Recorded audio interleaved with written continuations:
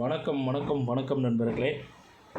செந்தில் பாலாஜி பார்த்திங்கன்னா திமுகவை காட்டி கொடுப்பாரா மாட்டாரா, மற்ற அமைச்சர்களை காட்டி கொடுப்பாரா மாட்டாரா அப்படின்ற ஒரு கேள்வி தான் இப்போ நம்மக்கிட்ட இருக்குது.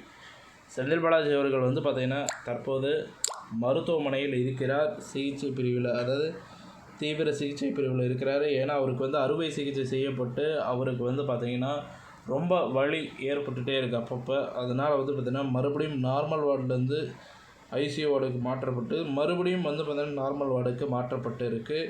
இந்த சூழ்நிலையில் வழக்கு பார்த்திங்கன்னா ஒரு 2-4 நாட்களுக்கு முன்பாக பார்த்திங்கன்னா இந்த செந்தில் பாலாஜியின் மனைவி தொடுத்த வழக்கு விசாரணை நடைபெற்றது. அதில் செந்தில் பாலாஜி அவர்கள் நேரில் ஆஜராக வேண்டும்.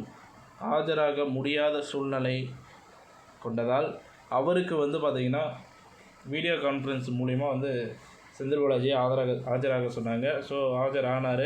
நீதிபதி அல்லி அவர்கள் செந்தில் பாலாஜி கிட்ட எப்படி இருக்குது உடம்பு அப்படின்னு கேட்டதுக்கு செந்தில் பாலாஜி அவர்கள் உடல்நலம் இன்னும் அப்படியே தான் இருக்குது, கொஞ்சம் மோசமாக தான் இருக்குது அப்படின்னு இருக்கிறாரு.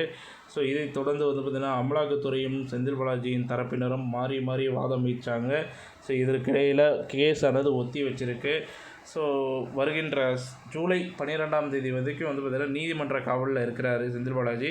அதன் பின்பு பார்த்திங்கன்னா அவர் நீதிமன்ற காவலில் இருந்து அமலாக்கத்துறை விசாரணை காவலுக்கு எடுக்கப்பட்டால் அவர் மீது பல கட்ட விசாரணைகள் முற்படுத்தப்படும்.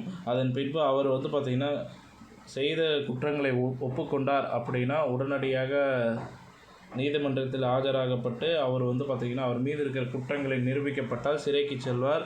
அதனோடு அவர் கூட இருக்கிற அனைத்து தரப்பினரும் பார்த்திங்கன்னா ஊழலில் ஈடுபட்டிருக்கிறாங்க. அவர் கட்சியில் இருக்கிற அமைச்சர்கள் எல்லாரும் பார்த்திங்கன்னா இவர் கூட யாரெல்லாம் கூட சேர்ந்து ஈடுபட்டார்களோ அவர்களுக்கும் தண்டனையானது வழங்கப்படும். அது மட்டுமல்லாமல் இவர் இலாக்கா இல்லா அமைச்சராக கட்சியில் தொடர்வார் என அறிவிப்பு வெளியாயிருக்கு. பல்வேறு தரப்பட்ட முயற்சிக்கு பின் பார்த்திங்கன்னா அவருக்கு ஜாமீன் கிடைக்குமா அப்படின்னு சொல்லி கேட்டிங்கன்னா ஜாமீன் கிடைக்க வாய்ப்பில்லை. ஆல்ரெடி அவருடைய மனைவி ஜாமீன் கேட்டு வழக்கு ஒன்று தொடுத்திருந்தாங்க. ஜாமீன் நிராகரிக்கப்பட்டிருக்குன்றது தெரிய வந்திருக்கு. அதை தாண்டி அவருக்கு ஜாமீன் கிடைக்குமா அப்படின்னு பார்த்திங்கன்னா இப்போதைக்கு ஜாமீன் இல்லை, நீதிமன்ற காவலில் இருக்கிறாரு. கூடிய சீக்கிரம் ஜாமீன் வழங்கப்படலாம். இப்படி கேஸ் தள்ளி போட்டுன்னு இருந்தால் ஜாமீன் கிடைக்க வாய்ப்பு இருக்குது. திமுகவில் பார்த்திங்கன்னா இப்போ மிகப்பெரிய குளறுபடிகளும் ஏற்பட்டுருக்கு. ஏன்னா செந்தில் பாலாஜி இஷ்யூ பார்த்திங்கன்னா எல்லா தரப்பினருக்குமே பார்த்திங்கன்னா ஒரு மிகப்பெரிய அவமானத்தை ஏற்படுத்தி கொடுத்துருக்கு.